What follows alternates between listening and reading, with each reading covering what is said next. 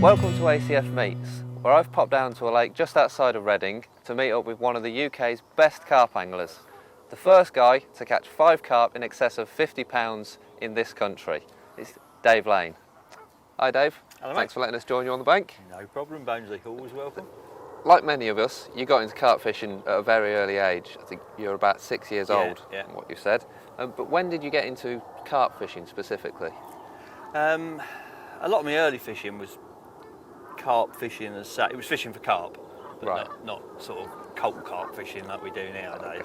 Okay. I started fishing when I was about 6, but perch and rather than anything Bit that of swung bashing. past. Yeah. But a lot of our local ponds were full of wildies, so I was probably fishing for carp from about 10 years old, I suppose, something like that.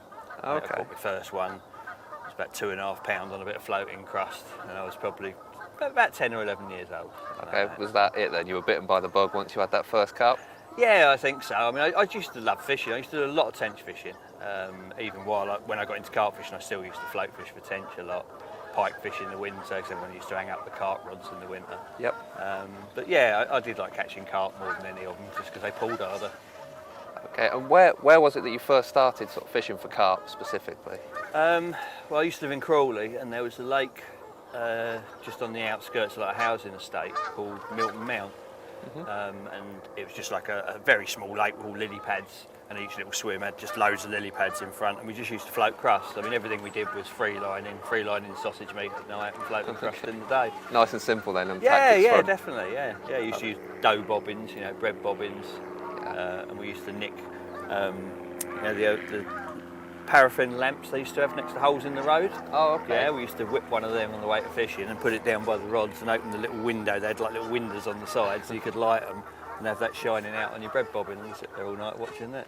No, okay. So how long did it take for you to catch your first 20? Because that's always sort of a benchmark for any carp angler. A long time, yeah. I mean, there weren't any 20s in any of the lakes I fished, and it took me quite a few. But you didn't know that at the time. It's not like now, where you turn up at a lake, someone can get into carp fishing and they know exactly what's in a lake and what they're fishing for. Back then, you didn't have a clue, and you just imagined there was 20s in every lake. But after a few years, you realise the only way to catch one was to fish a lake with one in. You knew it was in. So I reckon 10 years of carp fishing before my first 20. Okay, and where was that from? Was it somewhere that, say, a mate was fishing and you knew there were 20s there? Yeah, when we started, more people got into it, and we had a sort of group of mates around the Crawley area that carp fish around this local Lake Tilgate, which is the park lake. A lot of them sort of progressed to a lake in Chichester. There was like a set of gravel pits there, and we sort of followed on and went there. We knew there was one 20-pounder in there, common, and that was my first 20. Right, so that was sort of your next step on. Yeah. Okay.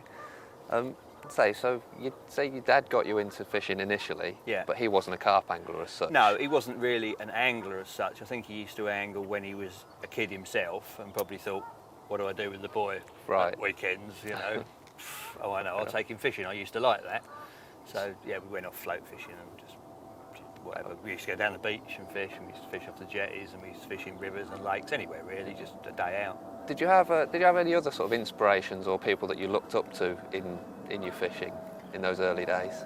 Not really to start with, because there wasn't an awful lot written about it. There wasn't the sort of availability of literature on carp fishing that you got nowadays. It was a different world back then, I guess. It was totally different. It was sort of suck it and see, really. I suppose Maddox, really, when he wrote Carp Fever, changed everything in carp fishing. Okay. You could see how other guys that you'd sort of heard about that were catching big fish, how they actually did it. I think that Carp Fever book really sort of opened the gates for so many anglers.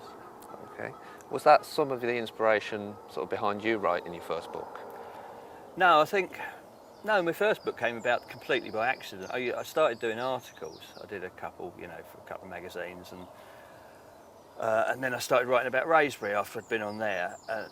But I didn't submit the articles. I just started writing, and then I thought, before I knew it, I had 10,000 words, and someone suggested that maybe I should do a book. Put it together. But I suppose if I had a book, an inspiration for the way I write, it would be Rod Hutchinson, because I read his books over and over and over, and it was the humour in them, and it wasn't, Carp Fever was a good book, but it was instructional. Yeah. Whereas the Hutchie books were funny, and it was more of a story and you got the ethos behind carp everything fishing. that was going on, and that's sort of how I pitched my books towards that style.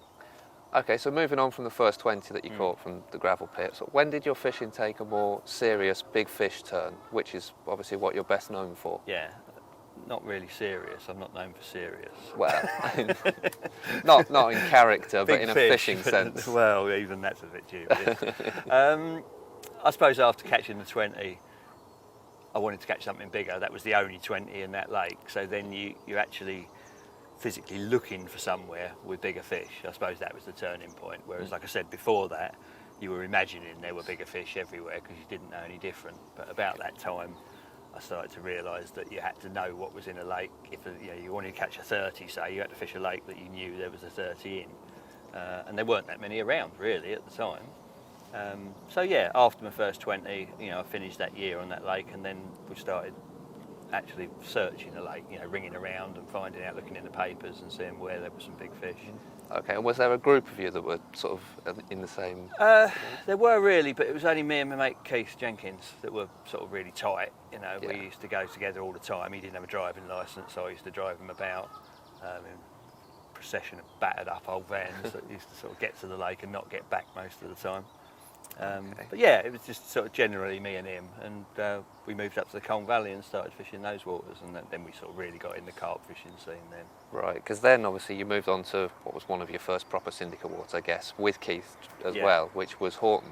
No, really, we went to Harefield first. That was the first big fish water we fished, and that was incredible. We're used to fishing little estate lakes and that, and we've gone on to, I think it was nearly 70 acres, big gravel pit with gravel barges going up and down, and gravel bars, which we'd never come up against because we fished estate lakes. It's a completely different world. Did you feel that you were ready for that jump at that point, or was it a case of you wanted a big fish and that was the necessary step you had to take? We thought we were ready for it till we got there, and the first day we walked around, we just thought, God, what have we done? And we met other anglers, and they were so much better than we were. The likes of Ian Booker and Don Ipkin used to fish together. They came from Darrant in the early days, and Paul Klinkenberg, and guys that probably aren't so well known now, but at the time we just looked at their setup and how far they were casting and what they were doing, and just thought, we're so far out of our league here. But it turned out all right. We fished it our way and caught a few fish. I'd say that's sort of been a theme through all of your fishing, that you've done things your way. Yeah, definitely. I think it's the only way to do it, isn't it? You've got to be happy in what you do yourself and just crack on and do it the way you want to do it. Okay, so then from Harefield it was Horton, which again... we stopped at Pit 4 in the middle, which is another little syndicate at the back of the Horton barge in the Colne Valley is like the epicentre of all the fishing. That's where you go if you want to find a carp angler in that area. Absolutely. Every Friday, Saturday night, it was absolutely rammed in there with fishermen. It was the social scene in the Colne Valley was outstanding, second to none.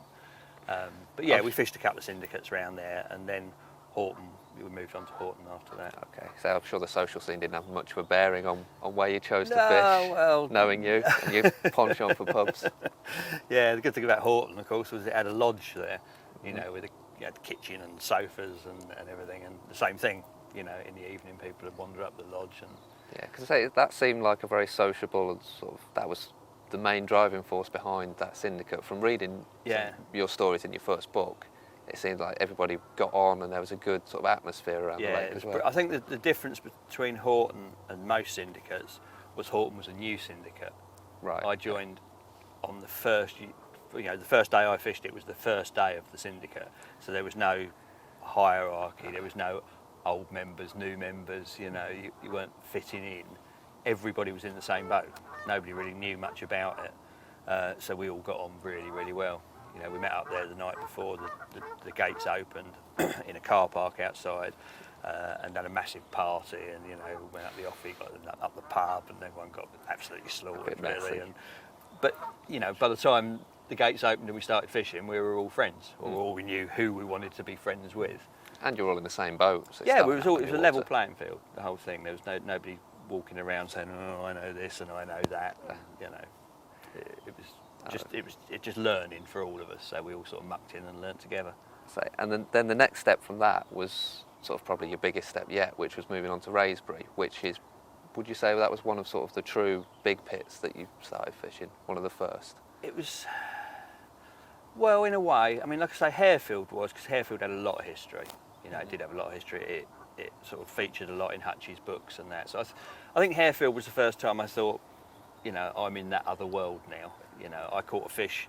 My second 30 was a fish that was in Hutch's book that I'd been dreaming about, you know, for years, reading through it, and then I'd caught it. That's when I sort of thought I've stepped up here. Yeah. But Ruisbury was a big step up because that was known for being really hard. 120 acres, sort of 20 fish, maybe 30 fish. It's the nature of it as well, Nick. If you've ever walked around it, obviously it takes you a long time to walk around because it's all segmented. Yeah, and there's it's so many basically different two areas. separate lakes joined together by a series of channels and small bays, and totally different. And was the step up to that specifically to target Mary, which was obviously your first £50 carp from the UK?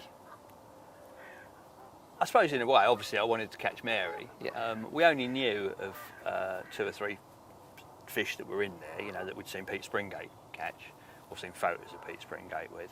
And we'd met Pete over at Horton, and he'd told us all, because he fished Horton as well, and he'd told us all about it over there, and it sounded really, really nice. So that was the initial sort of that was the seed initial sown. thing, but when I went over there in the close season and had a walk round and a look, we started to see other fish. And then asking Pete, you know, we was always driving Pete mad with questions. Some of these fish hadn't been caught 10, 12, 13 years. You know, they were known, but they hadn't been caught for that long. We started seeing them and identifying different characters, and this is we being me and Phil Thompson. Yeah. You know, I'd met Phil at Horton, and the other lads had stayed on Horton, but me and Phil decided to sort of go over to Ruisbury. And we just saw some fantastic sights, and there was no one there. You know, it was just wild. There was lots of areas. There were no swims. And there were old overgrown paths, and we thought we could cut a swim here and, you know, hack a swim there. And It was sort of pioneering, I guess. it was, the yeah, sense of the word. it was. And like I say, we knew very, very little about it, and we had great fun over there. It's like being Boy Scouts, you know. It was brilliant. We'd go over there and we'd cut paths, chop down trees to make areas, and at night we'd have great big bonfires and go up the offie and get a bag full of cold lagers and sit out there with a bonfire, and it was great. It was brilliant fishing. I know you've had some times on Ruisbury and there were some stories. So you were Yeah. telling me one about you were in a guy's swim and he made you a cup of tea. It turned out to be lake water, and that didn't pan out so well for you, did it? No, there was a strange guy on. Well, he was a nice guy. I think it was Wembley Bob. Bob, his name was anyway. It's either Wembley or Tottenham. I think it was Wembley Bob. And he used to drink coffee, and he had this little old. It's like a little percolator thing on a little gas stove with a shield round it, and he used to drink lake water and just keep chopping it up with coffee granules all the time. So it was like a constant brew. So it was like treacle.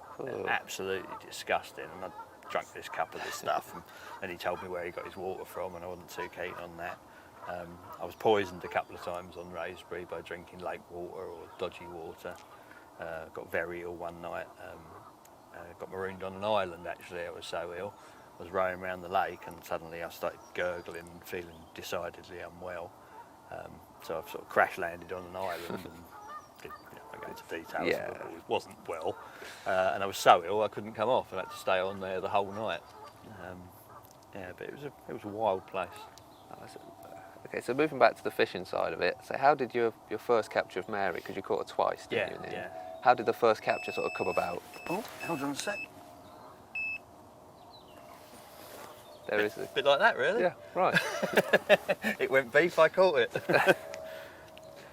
I'm surprised your alarms beeped back in those days, to be fair, because your kit wasn't really up to the standard. No, it wasn't. I mean, it wasn't until far more recently that I got any kit worth using, really. I used to cobble together whatever I could, you know.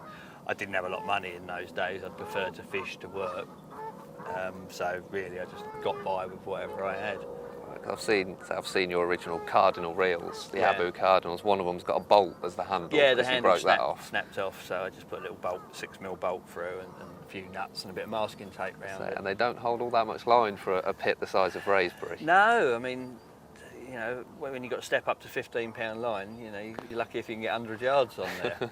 And we could use boats on Ruisbury, so quite often I'd be rowing my baits out, the rod would be on the bank, I got hold of the lead and the bait, and you'd be rowing out and you'd see a spot you fancy, and you get 3/4 of the way there and tug, you think, oh no, I've run out of line. So you have to row back 10 yards so you can get a couple of turns on the reel and just sling it over the side. Yeah, we've done some good angling on Ruisbury, we've done some bad angling as well. And say, one of the captures came by placing the baits out of a tree. Mary. Yeah, my first capture of Mary and a couple of the other fish, one of which was one of these ones that hasn't been caught for years and years and years. There's like a shallow area, a shallow corner where they go in the spring. As soon as you get sort of 20 degrees, fish move in there. It's only yay deep. But it's quite scrubby weed and quite a messy bottom. But from up the tree, you know, you can see everything. You can see all the nice little tiny gravel spots. You'd never hit them from down the bottom, although they're very close in, but you just wouldn't, you know, wouldn't be confident. I started off climbing the tree and throwing little sticks down and then running down and trying to cast, you know, and I thought this isn't really working. So in the end, I devised this idea of passing the rod up to the top of the tree. It was fairly high. Yeah. And then climbing up the tree, pulling it up and swinging the rig out. And so lowering it down so you could actually see, you know, dunk, it was on. You could see the hook bait, you could see the lead, and you could tweak the lead off the clear spot so it was all positioned. Obviously then you're up a tree with a rod, which isn't where you want to be. So I used to open the bail arm and just literally throw the rod out of the tree onto the ground, which obviously resulted in things like the missing handle. I think that's how the handle got snapped off of the 55. That explains a lot. Yeah, and bent eyes and snapped tips and things. But at the end of the day, you were down the bottom of the tree with the rod set up and you knew you were fishing as well as you possibly could. Is that a coot or is that a fish? There's a coot in the general area. I think he's just dragged the lead along.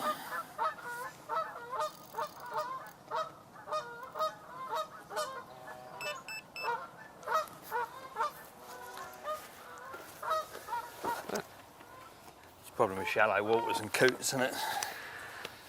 Well, yeah, there's a bit of bird life on this place. Yeah, oh yeah, a lot. It's a lovely little lake though. Yeah.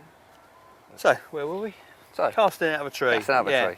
So, yeah, at least I knew then I was fishing absolutely perfectly on a little gravel spot. The day I had Mary, actually, I was watching 3 fish coming around the bush line. I could see them coming into the area and I was so sort of intent on watching them, I didn't notice that another fish had crept in from the left, and we're talking about as far out as your boot, you know, right underneath me. Rod screamed into life, and I was surprised at first because I didn't know there was a fish down there. Clambered down the tree and looked into this fish that just tore about all over the shallows like they do. And when it came up and rolled, I could see it was a big, big fish. Came in the net and it was Mary. Wow. How big was she at that? That was 50 £5. Wow. Yeah. So, because she ended up taking the British record not too long after that in '96. Yeah, that's right. Yeah, yeah. At the time, we did think, you know, that there was a possibility that the next time out, you know, she was going to be a record. Yeah, it was a big fish.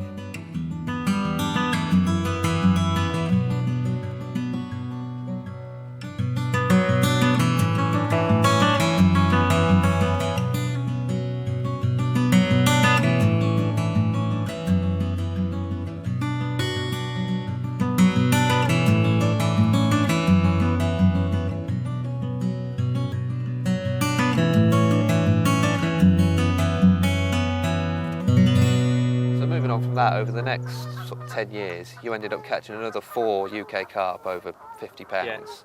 Yeah. One of which came from just down the road, the Eye from Sonic, which is still your PB. But say, I think the one that sort of certainly sticks out in my mind the most is the Black Mirror from the Mere. So it's one of the most impressive catch pictures I've ever seen. And the Mere is one of those pits that sort of had, unfortunately, not so much anymore, which we'll get to in a minute, but had sort of an air of mystery and stuff about it. So what was it like fishing on that water for that fish? It was sort of a love-hate relationship I had with the Mere. When everything was going right, I absolutely loved it there, but it was a very hard place to fish. It was completely overgrown. There weren't any real swims as such, and you had to get tucked away a little bit while you were fishing there.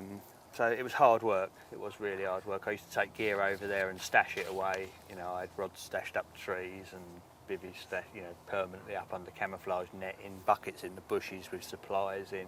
Once you were in there, you sort of kept your head low and stayed in there till the end of the session. Move about at night. It was intense fishing, very intense fishing. So say you actually fished it over the course of sort of 7 years, sort of off and on. Which few people sort of realise. Yeah. How come sort of you fished it for so long? Because you were only there for a few weeks, maybe a month. Yeah, it was very off and on. You know, if I said, oh, it took me 7 years to catch the Black Mirror, that's not. You know, people think, that's oh, not real time. No, it's not real time at all. You know, I caught a lot of other big fish and 50s in that 7-year period. But it's the sort of place you couldn't put up with for too long. You could only fish it at certain times of year when there was no sort of coverage on the trees, like autumn, winter. It was a bit hard. Yeah, because obviously you're not supposed to be there. That's that's the main problem thing. with it. So it was hard to fish it then. You couldn't really fish it in the spring because it was a triple SI. They were very hot on that. So yeah, and some years you'd go there and it'd be a really bad algae bloom. You decide, oh, I'm going to fish the mere, and after a couple of weeks you thought, actually I can't even see through the water. It turns literally like pea soup it from goes the water over there. so green, unbelievable. I've seen very few lakes that get that green. You can throw a pebble in the lake, little stone, and you can see the sort of the hole it's made down through the green algae. It's absolutely thick. Is that one of the reasons why, unfortunately, it was last year, wasn't it? Yeah. In 2010, Yeah. that all the fish ended up dying in there, Yeah. which was a tragedy. Yeah. Due to a lack Wasn't of just oxygen in the fish, water. It was absolutely everything. I think it was every snail, Every everything, living organism. all life. Was in that there. down to a lack of oxygen? Apparently, it's been put down to, if you get an electrical storm, the algae drops to the bottom. That's a fact, that's what happens. And apparently there was quite a bad algae bloom on there, and there was a storm and all the conditions were wrong, and it all dropped to the bottom and starved it of oxygen, and that's why they all died. I don't know that, that's just what I've been told. But It was a lack of oxygen that killed them, but how that came about, that did obviously put a bit of weight to the theory that sort of we all knew was true, and that there was a colossal common carp in there that nobody ever seemed to manage to catch. No, that fish was never caught. I saw it many occasions. I had it very close. I was stalking for it. I actually had a 3-line worm on its head at one stage. It was laying under a weed raft. The weed used to blow down into like a pointy, shallow end and build right up this thick weed. And the fish used to all sit underneath there, and there was little holes. You used to see them. They used to put their heads out and push the edge of the weed and flood it, and then have all the snails and stuff that came off the top. It was incredible viewing. And one day I saw the big common in there and got in there with a rod and a 3-line worm and flicked it out onto the weed and just tweaked it off the edge so it fell down through a clear hole, and its head was there, and I was obviously aiming to go past its vision, and it landed on the top of its head, crawled down a little bit, fell down its cheek and just swung past it. And not interested. And by big, we're talking sort of £50 plus. We're talking very big, yeah. I mean, it was the same sort of length, same sort of size as the black mirror, from what you could tell. The two used to swim around together a lot, and they were similar sized fish. I'm not saying it weighed the same because it wasn't caught. Sometimes commons are a bit lighter. I don't know what it was like depth-wise, but it was a colossal common, absolutely colossal. Okay. Unfortunately, the fish in the mere aren't the only ones we've lost recently, especially with the last two sort of really harsh winters we've had. A lot of sort of the big and the older fish have ended up dying. So what implications has that sort of got for the future of the sport? Because obviously it takes a long time for those fish to come through. Well, it's drastic, really. I mean, a lot of these fish were stocked around the same sort of time, really, weren't they? They're all, you've got your old leanies and, you're sort of 30, 40, 50 years old, some of them. Almost as old as me. And they're just dropping like flies now. The last 2 years have been harsh for big known fish. I mean, it's like you say, the new fish coming through, they're going to take a long time to get up there. People haven't, now they've got good stocking policies. Like you've got, like say Simon over at Dinton, just for an example, puts fish in every year and has been doing for years. Yeah. So you've got fish, of all sort of stages. But a lot of people have always relied on what they've got, 20 big fish in the water, but comes a day when them 20 big fish have gone and they've got nothing left. And do you see those waters sort of just quickly sticking a load of quick growing stock fish in there? They've done it in a lot of them, haven't they? I mean, they've got to do something. I think the North Lake at Yateley's, got quite a lot of small ones. You have to do something. You can't just buy some 40 pounders and throw them in. A, you can't get them, and B, they've got no sort of credibility if you do that. So, yeah, it's something we should have thought about quite a few years ago, really. Okay, well, unfortunately, one of the ones that sort of went belly up was, of course, the British record, two-tone. Yeah. So that leaves a gap with regard to the British record. Yeah. Do you see another one coming through, or where do you see that coming from, if at all? There's always a possibility. I always like to think there's a possibility. And there probably are, fish kicking about, but they're probably fish that you can't fish for. There's probably some big leanies still floating about that aren't getting fished for in state lakes or whatever. Be nice to find a few of those. It would, yeah, but Unfortunately, the most likely scenario is that a fish will get caught over the British record that's, you know, say being brought in maybe mid 20, 30 pound. Yeah.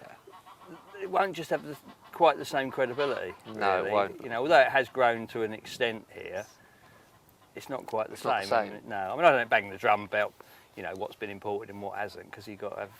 There's so many carp anglers now. If they all fished for the specific, you know, these ones count, then you wouldn't have any room on any of the lakes that I want to fish. Yeah. You know, there's got to be something for everybody. It's a very sort of blurred line as well. In that It it is. depends on how far back Of you course go. it is, because they're, you know, they're all imported at some stage, aren't they? They're Yeah. not indigenous. They are. You know, so yeah, it is tricky. But do you think it might go the same way as, say, the catfish record, whereby some people count it, some people don't, and they end up just abolishing it and scrapping it? I think what will happen first is the anglers, sort of your old hands, the guys that have been in it for years, will not acknowledge a fish as a record, Okay. and that's I think That's the the same start happened of with it. the trout thing. You know, it's just the way it goes. People go, well, you know, the old, it doesn't count thing. You know, and I think that's the way it will start, and eventually, yeah, maybe eventually it will be. So when you have a photo album that boasts sort of so many catch pics, you know, a number of big fish, you know, some very special captures, Yeah. sort of, what do you hold up there as your favourite capture of all time? Say, I know that you've only got one catch pic sort of hanging up in your house, which Yeah. is of a mid-20, surprisingly. Yeah. Even that's gone down now. Is that not there anymore? That's not there anymore, but it was for a while. I mean, that was the first fish I had out of a lake called, well, actually it was the second fish, but the first 20 I had out of a lake called the Meadows and Fields in Cambridge. And that meant a lot to me because it was a very big lake with very, very low stock, and I'd done quite a lot of time on there. And when I eventually caught it, I just liked it. The photo was great. I looked so happy in it, and like I was almost screaming at the camera. Yeah. So yeah, I did have that up for a while. Before that, I had one picture of me and my old dog Sam with a 20 from Horton. Just little things that meant something, not because of the size of the fish. But I'm not really into hanging fish pics up and about the house. But no, it's hard to say really. I couldn't say there was one specific, you know, capture that meant more than the others. Everybody says must be the black mirror. Yeah. Must be the black mirror. Yeah, that was a massive thing, but not necessarily the single most important capture I've had. You know, I think the first capture from waters where I don't know what's in there means a lot. You know, I go to a lake, not sure what's in there. You catch a fish, and that's very special to me. Unknowns. Is it more down to sort of the effort and the time that you've put in for that capture rather than the capture itself? Yeah, I think so. Yeah, and like I say, if it's an unknown, it's that little voyage of discovery. You know, you go to a lake where everybody knows the stock, and you might catch the biggest fish in there, but you knew it was in there, and you hoped eventually you were going to catch it. But if you go to a lake and you're not really sure what's in there, and you see a few fish, and you know, and you catch one, you've sort of achieved something more. I think then, you know, you've turned it into carp fishing as you know it, and got one on the bank, and they mean a lot more to me. Okay, because you did a lot of that sort of pioneering type angling, sort of late 90s, Yeah. early 2000s. Yeah. But you've done less of that over the last few years. Have you got any plans or any waters in mind where you're going to revert back to that? Or is it even possible to do that That's sort the of fishing problem. anymore? That is the problem. If you look now at some of the waters, like the Fields and the Meadows and other lakes, you know, the Scout Lake, lakes that didn't hardly get any pressure, weren't really very well known about. If you walk around them now, there'd be bivvies all over them. There's so many people carp fishing now, and there's so many people willing to invest so much time. Yeah. You know, they just fish and fish and fish. Not knocking it, but I'm saying it makes it difficult to find. Yeah, you unknowns. can't find your own sort of quiet corner or your unknown lake, because everybody's searching for that sort of big unfished pit with the big fish in it that nobody's ever caught. Yeah. And so they just don't exist anymore. No, I mean, there's a lake just over the road here, which I'm fishing at the moment, where I was on the last couple of nights. Oh, explosion! And that's got some good fish in there, and that's only been fished for the last 2 years.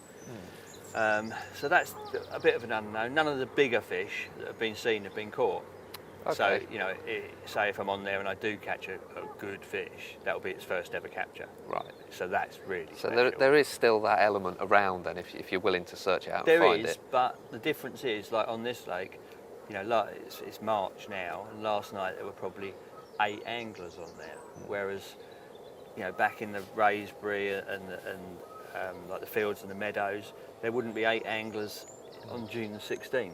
Well, I remember coming to a feature with you on the meadows, and you were set up at one end of the lake, and you had to get in your car to drive to the other end to speak to one of the blokes that may have turned up the night before. Yeah, there was hardly ever more than 2 of us on there, and usually just myself. You know, maybe a couple of tench anglers, and that's nice, because you really are learning it all yourself. Or you know, it's all down to you. If something's going to happen, it's going to happen to you. If someone sees one jump, it's going to be you because you're the only one there.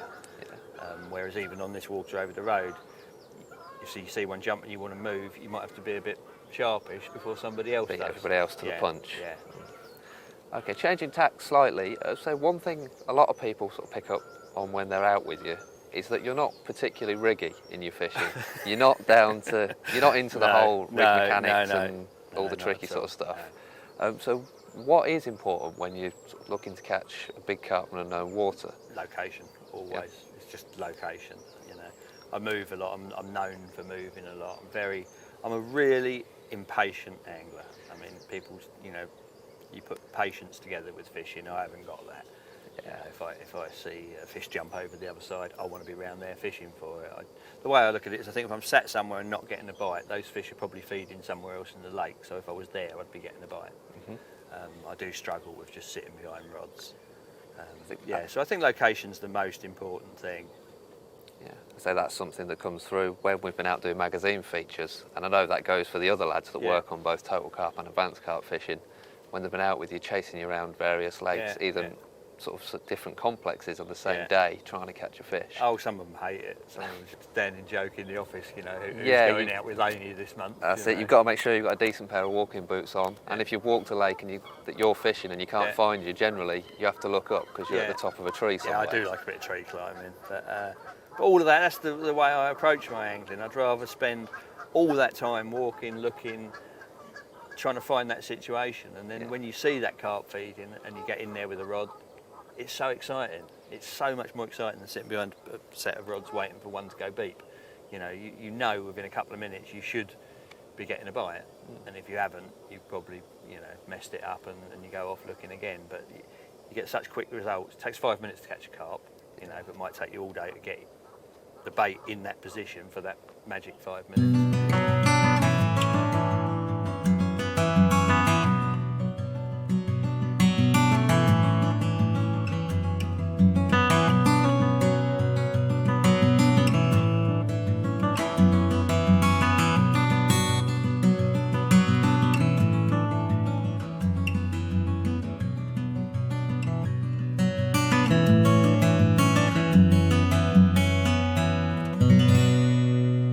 At one point in your angling, you must have sort of put some thought into rigs or being a bit riggy, because obviously you're the creator of the 360 rig, which is now a very popular setup that a lot of people use.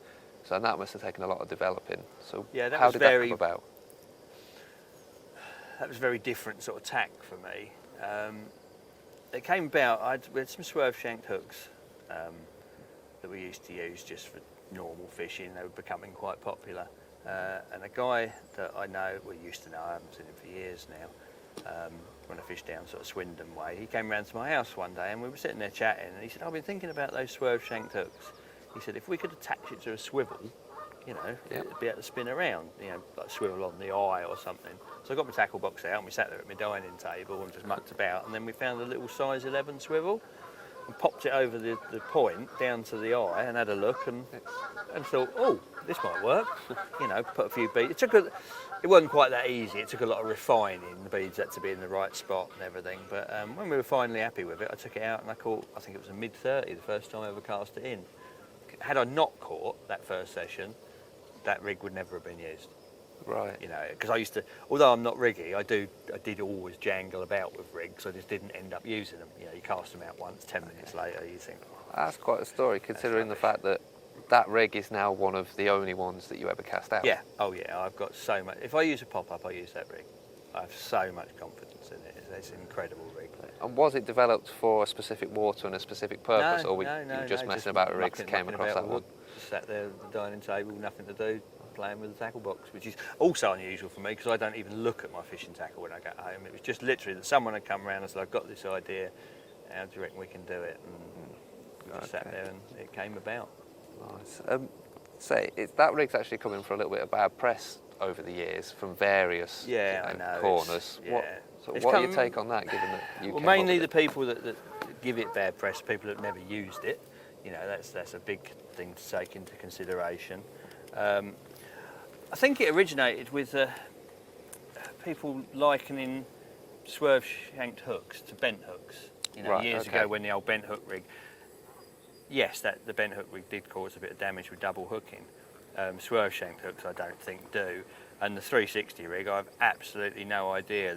There's zero evidence. I mean, that it causes any damage. If it did cause any damage, I wouldn't use it. You know, if I had 2 or 3 fish and there was a problem with it, it would never have gone any further. And now you've got anglers, you know, like Chile, Tim Paisley, Paul Forward, you know, old hands, guys that have been doing this for a long time that really care about fish and fish safety. They all swear by that rig. You know, I can't see. Really, it should be safer. I mean, the hook goes into the fish. Any other rig, any rig, if the fish changes position, obviously it's tied to the eye, and the hook's moving to compensate. With this, because the swivel with the hook link on actually rotates around the shank of the hook, as the fish moves, you're not getting that same effect. In the swivel the rather movement's than the in the swivel, so the hook just stays put. You know, the hook holes you get are fantastic, usually middle of the bottom lip, and they're just exactly where they went in.